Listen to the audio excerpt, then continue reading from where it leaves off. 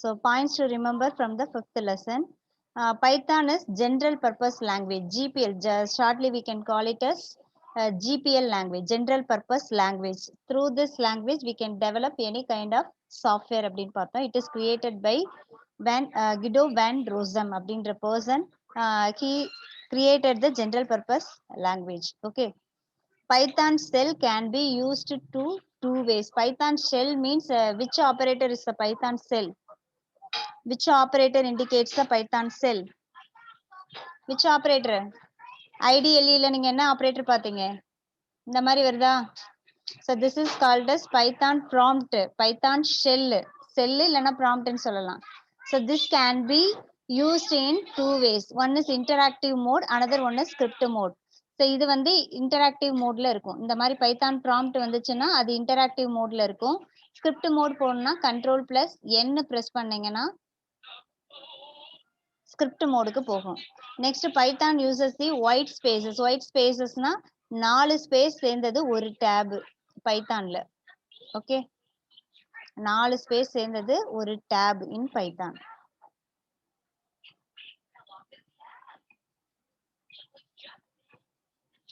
எத்தனை பேர் வந்திருக்கீங்க? 13 members. கம்ப்யூட்டர் சயின்ஸ் டோட்டலா எத்தனை பேருப்பா? 14ஆ? கம்ப்யூட்டர் சயின்ஸ் 14ஆப்பா? 13 members தானே? என்னோட சேர்த்து 13 இருக்கு. அப்ப 12 இருக்கீங்க, ஒரு ஆள் மட்டும் missing.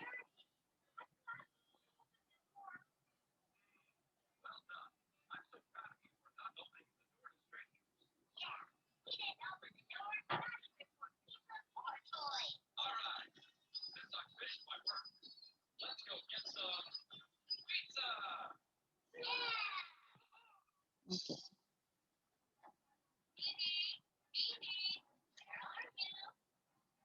See, Python uses the 4 spaces. ஒரு tab வந்து equivalent to 4 spaces ன்னு சொல்லியிருக்கோம். It define in the program block. Block வந்து mention பண்றதுக்கு நம்ம இந்த symbol யூஸ் பண்றது கிடையாது. இதுல இருந்து ஆரம்பிச்சு இது வரைக்கும் ஒரு blockன்னு சொல்றதெல்லாம் நம்ம ஸ்டாப் பண்ணியாச்சு. பைத்தான்ல வந்து spaces தான் indicate பண்ணும். இப்ப for loop ஸ்டார்ட் பண்ணி அதுக்குள்ள எழுதுற ஸ்டேட்மெண்ட் அதுக்குள்ளதான் நீங்க எழுதணும். ஓகேவா? ஸோ அந்த மாதிரி ஸ்பேசஸ் தான் வந்து இண்டிகேட் பண்ணும். இண்டென்ட்னு சொல்லுவாங்க அதை வந்து.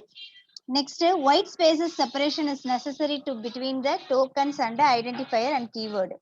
இப்போ ஒரு ப்ரோக்ராம் எழுதுறப்போ ஒரு எது வரைக்கும் ஒரு ஸ்பேஸ் வருதோ அது வரைக்கும் அந்த ஒரு வேர்டை ரீட் பண்ணிட்டு அது வந்து கீவேர்டா, ஐடென்டிஃபையரா, டோக்கன்ல எந்த டைப் அப்படிங்கிறத ஐடென்டிஃபை பண்ணுவோம். அப்படிதானே?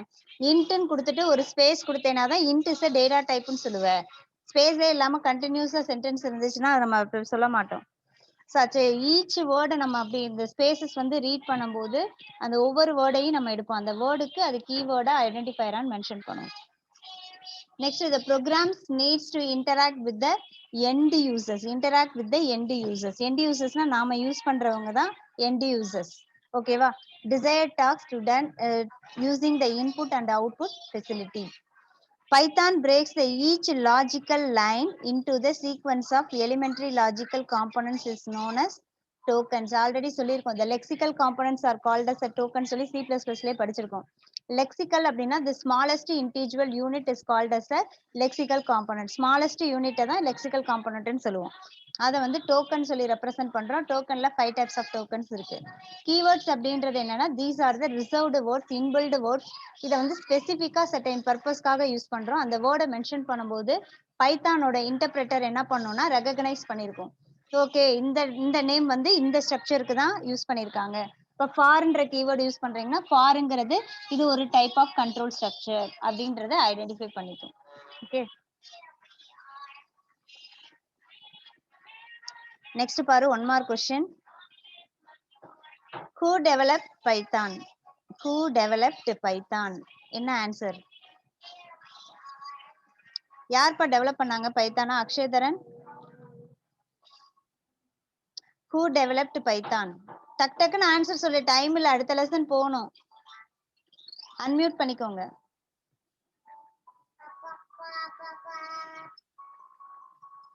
அக்ஷயதரன், unmute and speak. Miss. Say answer. Who developed Python? இப்பதானே பார்த்தோம் இதுல. Python developed by Udo van Rossum. Class நல்லா கவனிக்கிறீங்க. Next the Python prompt indicate the interpreter is ready to accept the instruction. இதுக்காக answer சொல்லுப்பா. எதுப்பா Python prompt? A எதுமா? A. Which of the following shortcut is used to create the new Python program? புதுசா ஒரு Python program. Control+N. Control+N. Which is the following character is used to give the comments? Commentsக்கு எந்த character use பண்றோம்? Single line command, multi line commands இருக்கு. Single லைனுக்கு நம்ம வந்து என்ன use பண்றோம் கமாண்ட்ஸ்க்கு? கமாண்ட்ஸ்னா என்னதுப்பா? that line will not be executed during the execution. என்ன சிம்பல்? A. இது வந்து சிங்கிள் லைனுக்கு. மல்டி லைனுக்கு வந்து கோட்ஸ் யூஸ் பண்ணுவோம். ட்ரிபிள் கோட்ஸ் யூஸ் பண்ணுவோம்ல.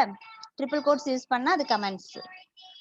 This symbol is used to print more than one items. நிறைய ஐட்டம்ஸ் வந்து பிரிண்ட் பண்ணும்போது நம்ம எப்படி கொடுத்தோம் print ஸ்டேட்மென்ட்ல? பிரிண்ட்ங்கிறதுல கமா போட்டு நம்ம கொடுப்போம்.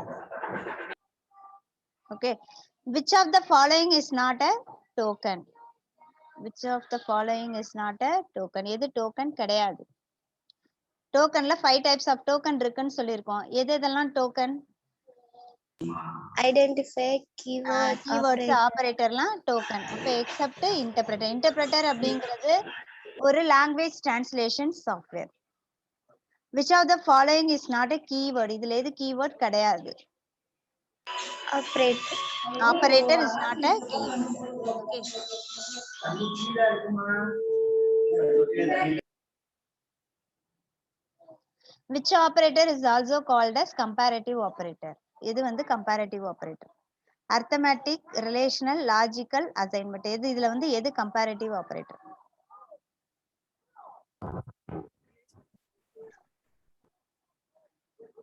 இது which one? Surya? Which is relational operator? Very good. Relational operator. இதுல தான் நமக்கு less than, less than or equal, greater, greater than or equal போடுவோம். அது ரெண்டு வேல்யூ எடுத்து whether it is greater or lesser ஆன்னு சொல்லிட்டு கம்பேர் பண்ணும். Which of the following is not a logical operator? இதுல எது logical கிடையாது? Assignment. Which operator is also called as conditional operator? Ternary.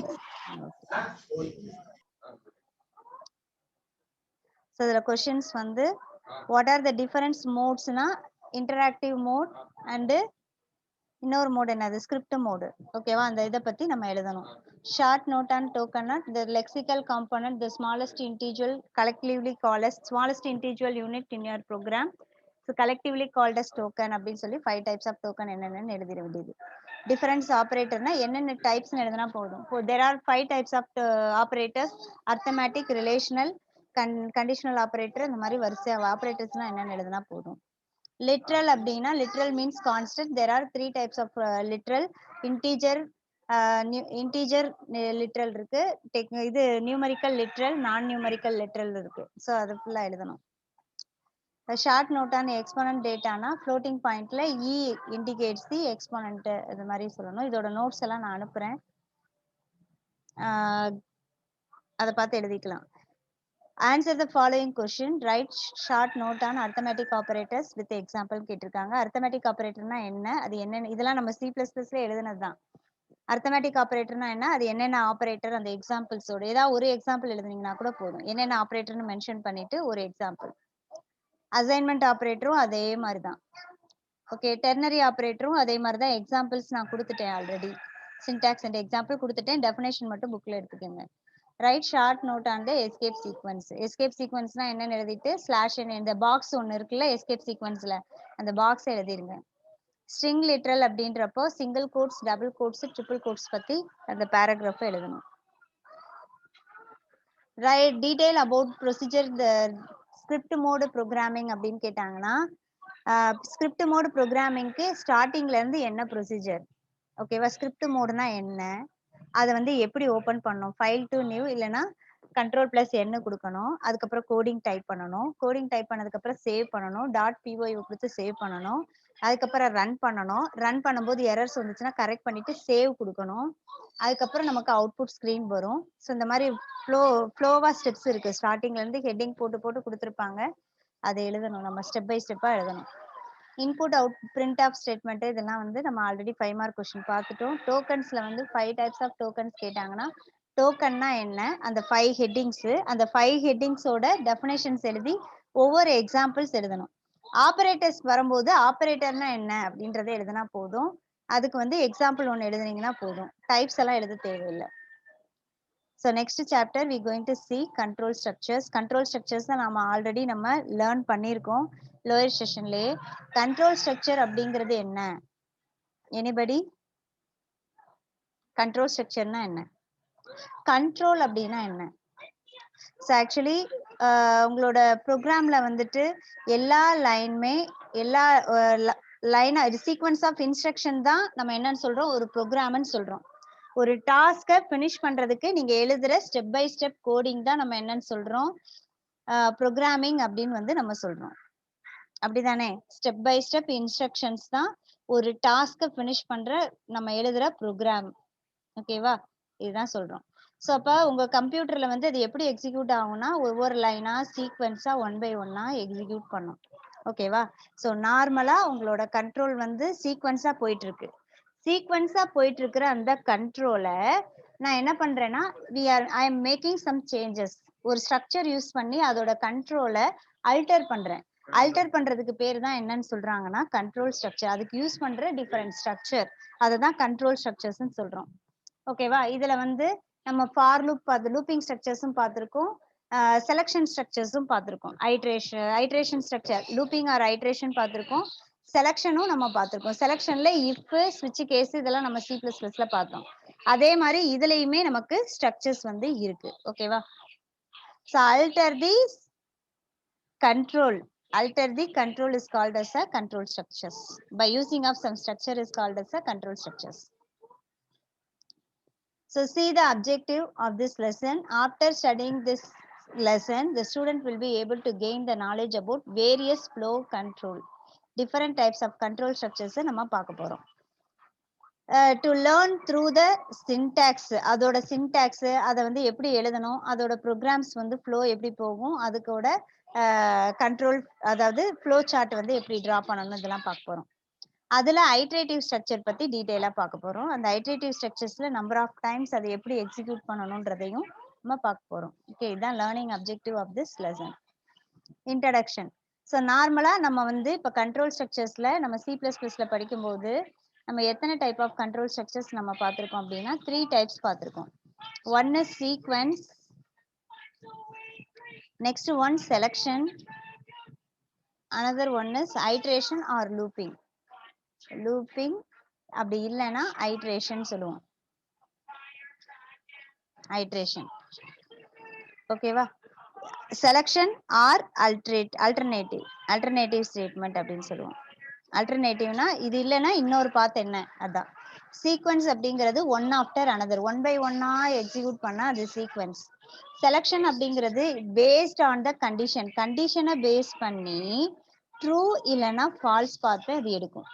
True இல்லைன்னா ஃபால்ஸ் பிளாக்கை எடுக்கும். ட்ரூ பிளாக் இல்லைன்னா ஃபால்ஸ் பிளாக்கை சூஸ் பண்ணும். இப்போ கண்டிஷன் ட்ரூவா இருந்தா ட்ரூ பிளாக்கை எக்ஸிக்யூட் பண்ணும், கண்டிஷன் ஃபால்ஸா இருந்தா ஃபால்ஸ் பிளாக்கை எக்ஸிக்யூட் பண்ணும். இது வந்து செலக்ஷன்.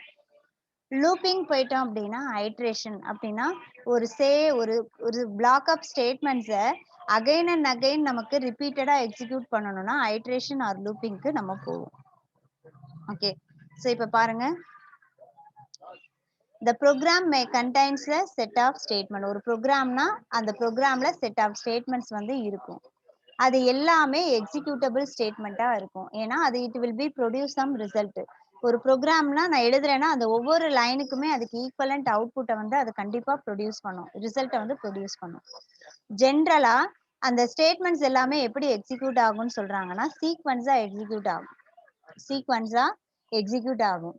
இந்த மாதிரி எக்ஸிக்யூட் ஆகும், ஒன் ஆஃப்டர் அனதரா எக்ஸிக்யூட் ஆகுறத அவங்க என்னன்னு சொல்றாங்கன்னா சீக்வன்ஸ் ஸ்டேட்மெண்ட்னு சொல்றாங்க. ஓகேவா? ஸோ இந்த மாதிரி சீக்வன்ஸா எக்ஸிக்யூட் பண்ற அந்த இத வந்து அந்த சீக்வன்ஸா போயிட்டு இருக்கிற கண்ட்ரோலை நம்ம ஒரு கண்டிஷனை பேஸ் பண்ணி அல்டர்னேட் பண்றதுக்கு பேரு அல்டர்னேட்டிவ் ஆர் பிரான்ச்சிங் ஸ்டேட்மெண்ட்னு சொல்லுவோம். Based on the test condition, it choosing the alternative path is called as a alternative or branching statement. Then ஒரு set of statements multiple times நம்ம எக்ஸிக்யூட் பண்றதுக்கு பேரு ஐட்ரேஷன் ஆர் லூப்பிங் அப்படின்னு சொல்லுவோம். ஓகேவா?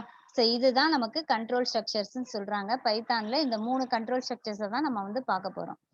இப்போ first வந்து கண்ட்ரோல் ஸ்ட்ரக்சர்ஸ்னா என்ன? What is the definition of this control structures? So control structures அப்படிங்கிறது அல்டர் தி கண்ட்ரோல் தான் என்னன்னு சொல்றாங்க, கண்ட்ரோல் ஸ்ட்ரக்சர்ஸ்ன்னு சொல்றோம்.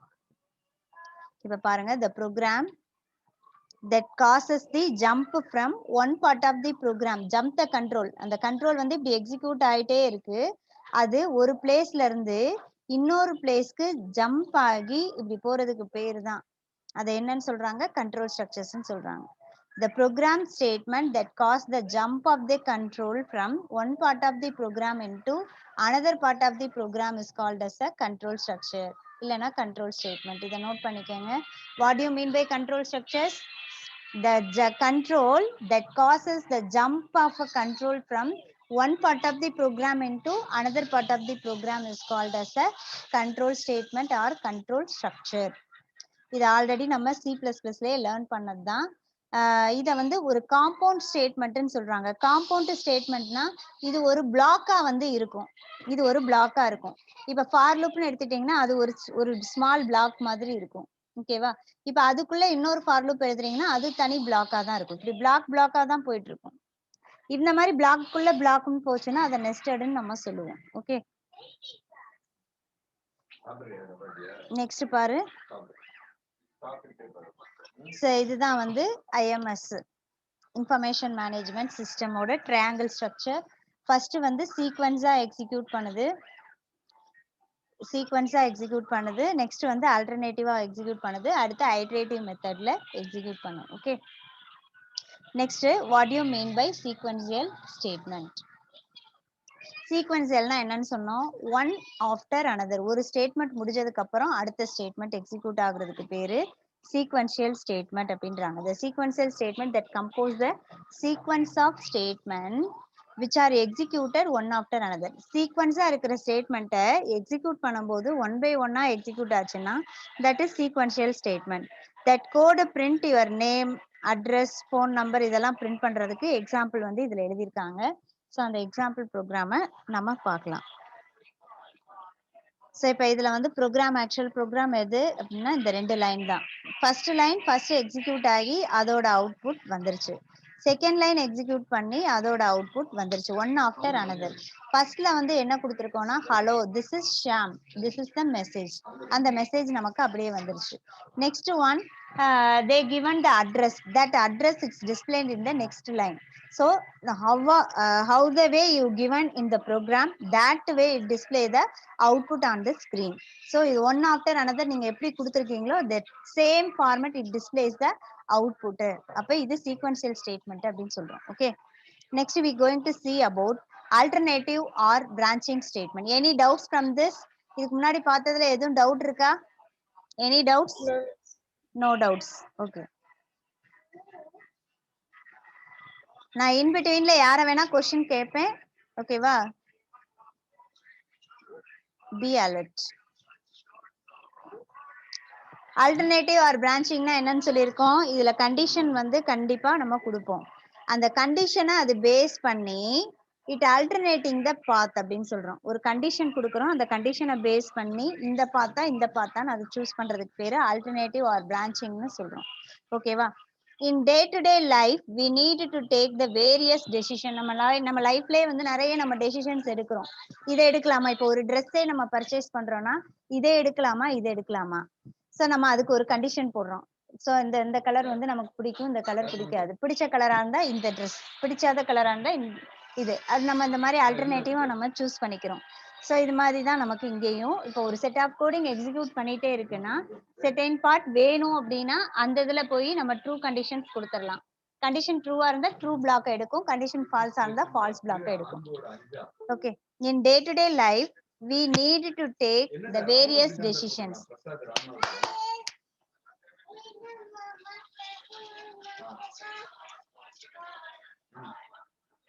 So we are taking the different decisions to chase the alternative path which achieve our goal.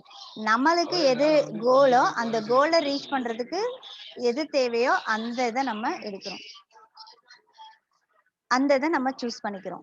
So suppose வந்து அது failure ஆச்சு அப்படின்னா alternative root நமக்கு வேணும். ஸோ அது வந்து ஆல்டர்னேட்டிவ் ரூட் வந்து நம்ம சூஸ் பண்ணிக்கிறோம். This type of decision making is whatever you learn in the alternative and branching statement, checking whether the given number is positive or negative னு ஒரு ப்ராப்ளம் கொடுக்குறாங்க. இப்போ நான் ஃபர்ஸ்ட் நம்பர் வந்து அது வந்து பாசிட்டிவா நெகட்டிவான்னு எப்படி கண்டுபிடிப்பீங்க? ஒரு நம்பர் வந்து பாசிட்டிவா நெகட்டிவான்னு எப்படி கண்டுபிடிப்பீங்க?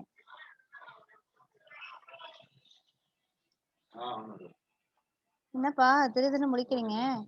ஒரு நம்பர் ஜீரோவை விட லெஸரா இருந்ததுன்னா, நான் இப்ப எடுக்கிறேன் ஒரு நம்பர், அந்த நம்பர் ஜீரோவை விட லெஸரா இருந்தா திஸ் இஸ் நெகட்டிவ் நம்பர். நான் எடுத்த நம்பர் இஸ் கிரேட்டர் தேன் ஜீரோவா இருந்துச்சுன்னா அது பாசிட்டிவ் நம்பர். இதுதானே கண்டிஷன்.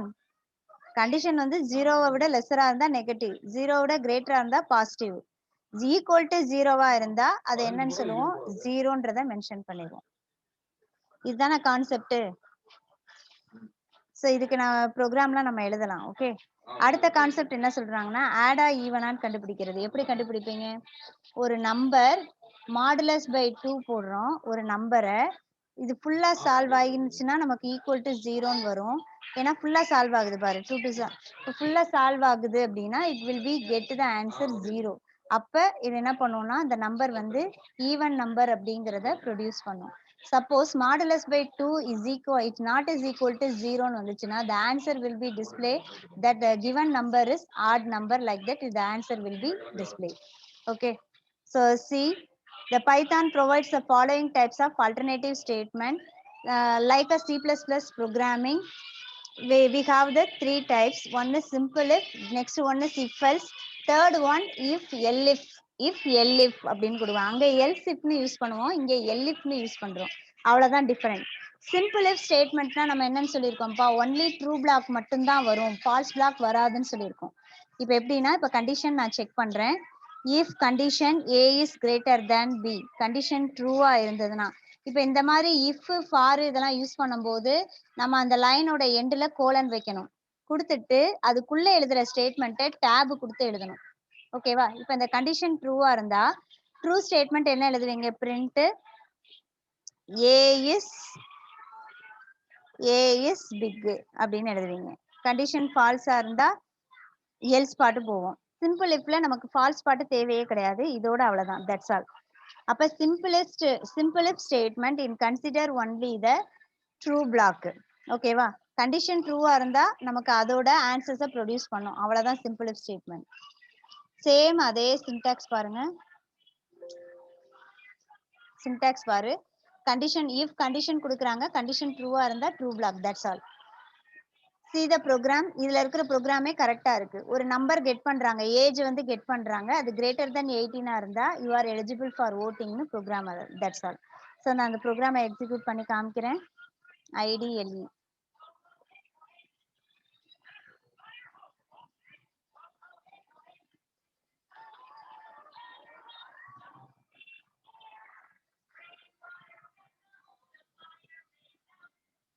சேம் C++ல பார்த்த ஸ்டேட்மெண்ட்ஸ் தான்.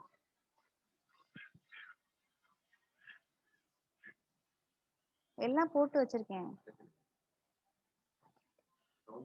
ஒன்னும் பிரச்சனை இல்லை, போயிட்டு இருக்கு.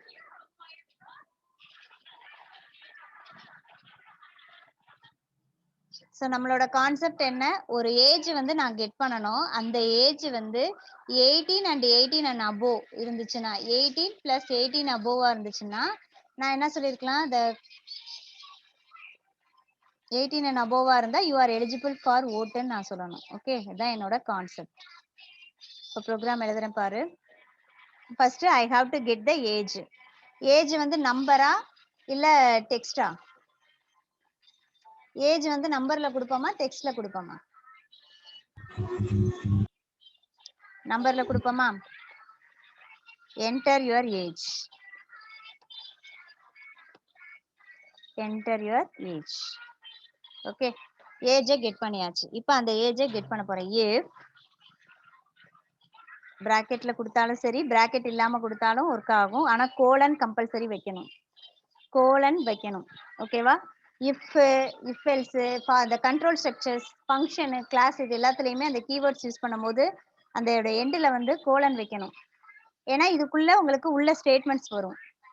If age is greater than or equal to 18 இருக்கு அப்படின்னா, இப்ப பாரு 4 ஸ்பேசஸ் தள்ளி உள்ள அதுவே ஆட்டோமேட்டிக்கா வருது பாருங்க. கோலன் வச்சீங்கன்னா நெக்ஸ்ட் என்டர் தட்டுறப்ப 4 ஸ்பேசஸ் தள்ளி அதுவே வரும். ஓகே, என்ன கொடுக்க போறேன்? print you are eligible for vote.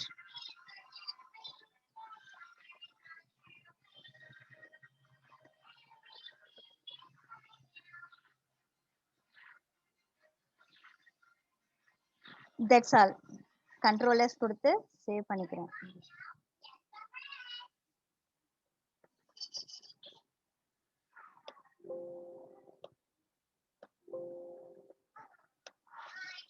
F5 press பண்றேன். it is asking the age. age என்னன்னு கேக்குது. I'm giving the age 25. you are eligible for vote. suppose நான் என்ன பண்றேன்னா, ஏஜ் வந்து கேக்குது, I'm giving the age 14. எதுவுமே வராது. ஏன்னா சிம்பிள் இஃப் ஸ்டேட்மெண்ட்ல நம்ம ஃபால்ஸ் ஸ்டேட்மெண்ட்ஸ் நம்ம கொடுக்கல.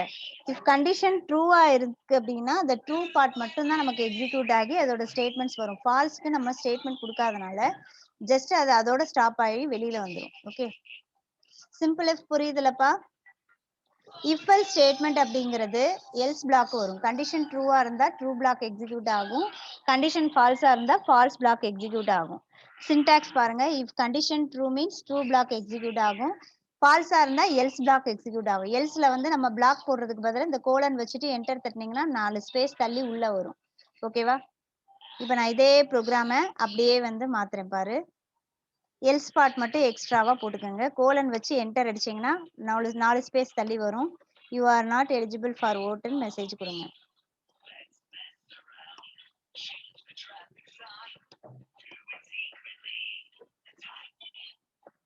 அவ்வளவுதான். கண்ட்ரோல் எஸ், F5 கொடுக்குறேன். it is asking the age, I'm giving 35. you are eligible for vote ன்னு வருது. okay, I'm running and giving age 10. so you are not eligible for vote, false message இப்ப வருது. so alternative வந்து else part கொடுத்தோம்னா condition false இருந்தாலும் false message வரும். so இதுக்கு example வந்து இப்ப ஆர்டர் ஈவன் போட்டிருக்காங்க. ஆர்டர் ஈவன் நான் இங்க எழுதுறேன் பாருங்க ப்ரோக்ராம. ஆர்டர் ஈவன் ஃபர்ஸ்ட் ஒரு நம்பரை நம்ம கெட் பண்ணிட்டு அந்த நம்பர் ஆட் நம்பரா ஈவன் நம்பரான்னு நம்ம சொல்லணும். நான் ஃபர்ஸ்ட் வந்து ஒரு நம்பரை நான் கெட் பண்ணிக்கிறேன். அது வந்து ஒரு integer number. Input enter any number அப்படின்னு மெசேஜ் கொடுத்துக்கிறேன். என்டர் எனி நம்பர், ஏதாச்சும் ஒரு நம்பர் என்ட்ரு பண்ணுங்க அப்படின்னு சொல்லி கொடுத்துட்டேன். ஓகே, அந்த என்ட்ரு பண்ண நம்பரை இப்போ கண்டிஷன் நான் செக் பண்றேன். Okay, if the particular number its modulus போட்டாதான் ரிமைண்டர் வரும். Okay, modulus by 2 is equal to 0வா இருந்தா that number என்ன நம்பர்? Even number. ஃபுல்லா சால்வ் ஆகுதுன்னா that number is even number. அப்படிதானே? ஃபுல்லா சால்வ் ஆச்சுன்னா 0 வரும். இப்போ modulus by 2 வந்து ஃபுல்லா நமக்கு பண்ணும்போது ஈக்குவல் டு 0ன்னு வந்துச்சுன்னா அது வந்து print the given number is even. அப்படி இல்ல அப்படின்னா எல்ஸ் போட்டு கோலன் வைங்க. print the given number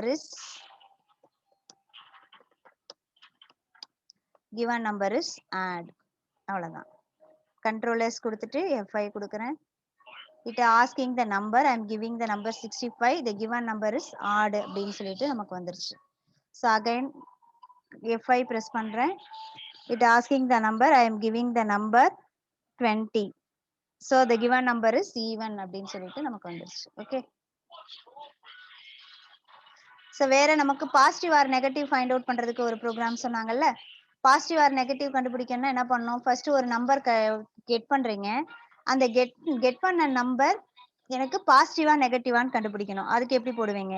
if போட்டுட்டு அந்த கெட் பண்ண number is greater than or greater than ஜீரோவா இருந்தா, ஜீரோக்கு மேல இருந்துச்சு அப்படின்னா தட் ஜீரோவை விட பெரிய நம்பரா இருக்குன்னு அர்த்தம். அப்ப பிரிண்ட் என்ன கொடுக்கணும்? Statement the given number is positive. The given number is positive. Okay va? Suppose else கொடுத்துட்டு இல்லனா அந்த நம்பர் வந்து என்ன நம்பர்னு சொல்லணும்? நெகட்டிவ்னு சொல்ல முடியாது. ஏன்னா ஈக்குவல் டு 0வா இருந்தா நமக்கு என்னவாயிரும்? அது ஈக்குவல் டு 0ன்னு ஆயிரும். நமக்கு என்ன வேணும் இருக்கா? ஸோ அது வந்து நம்ம அடுத்த எக்ஸாம்பிளுக்கு இந்த ப்ரோக்ராம் போட்டுக்கலாம். இது இருக்கட்டும், நான் அப்படியே வச்சிருக்கேன். எல்இஃப் ஸ்டேட்மெண்ட்டுக்கு நம்ம போடுவோம். ஏன்னா அதுல தான் நமக்கு 3 செக்கிங் வரும். இப்போ நம்ம 2 கண்டிஷன் செக்கிங்னா இஃப் எல்ஸ் யூஸ் பண்ணிக்கலாம். 1100 எடுத்துட்டு போங்க.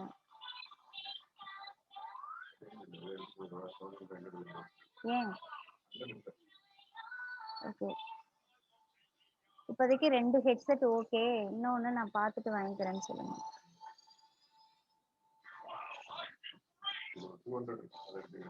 சரி ஓகே, நான் எதுவும் வாங்க போறது இல்ல.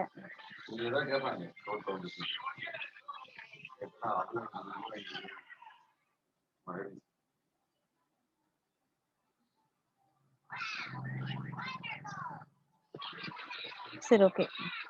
ஸோ சி இப்போ இந்த ஆர்டர் ஈவன் நம்ம பார்த்துட்டோம். நம்பர் டிஸ்பிளே ஆகுற மாதிரி வேணும். நான் வந்து இப்போ நம்ம மெசேஜ் வர மாதிரி நான் கொடுத்தேன். நம்பர் டிஸ்பிளே பண்ற மாதிரி வேணும்னா நீங்க வந்து இந்த பிரிண்ட் பண்றதுக்கு முன்னாடி அந்த வேரியபிளை போட்டு இப்படி கமா போட்டீங்கன்னா அந்த வேரியபிளோட வேல்யூ வரும். சரியா? இப்ப இத வந்து இத்தனை ஸ்டேட்மெண்ட் நீங்க எழுதுறதுக்கு பதிலா ஆல்டர்னேட்டிவா நம்ம வந்து ஒன்னு எழுதலாம்னு சொல்லியிருக்காங்க. Alternative statements.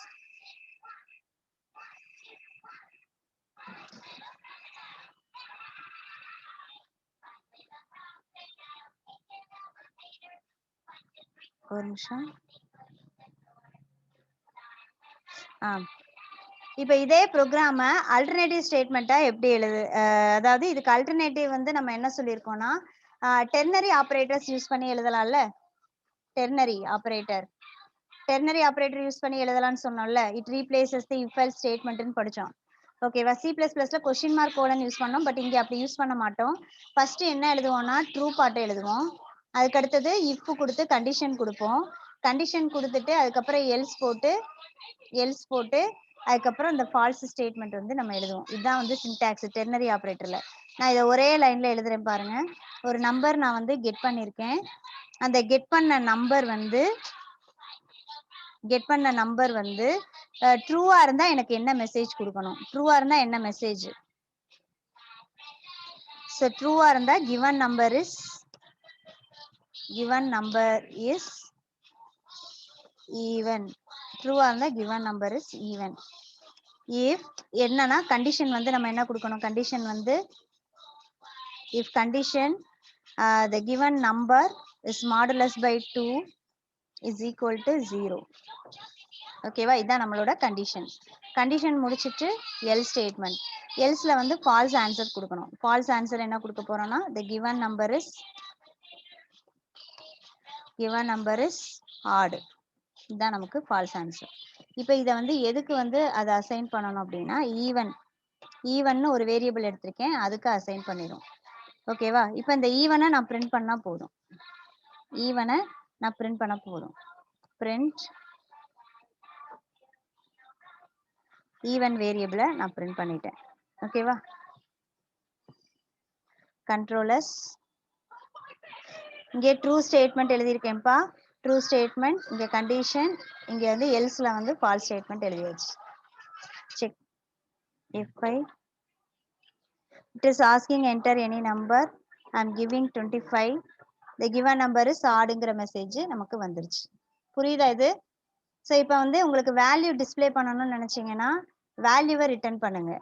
ஓகே.